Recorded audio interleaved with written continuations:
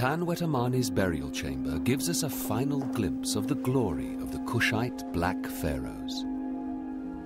Here we see the king being escorted into his tomb by two gods. And the representation of the king is really quite fantastic. It's one of the two surviving paintings of a Kushite king that we have.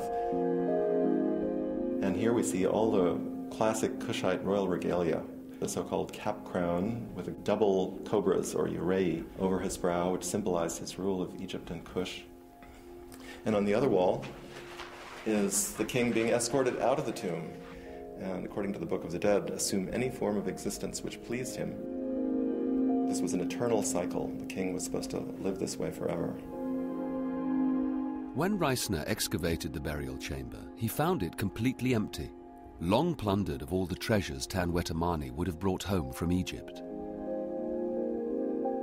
The tomb is interesting because it's a classic example of a royal tomb of that day, and you can see that it's a miniature universe. Overhead is a starry sky, and the walls are inscribed with texts from the Egyptian Book of the Dead.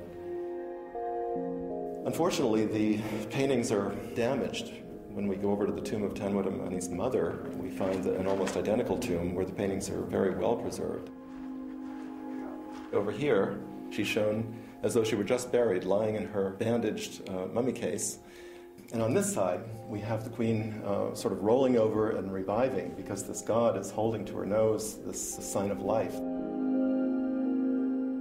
And underneath, you can see a collection of gold objects, the kind of things that would have filled the tomb: scepters, bows, crowns.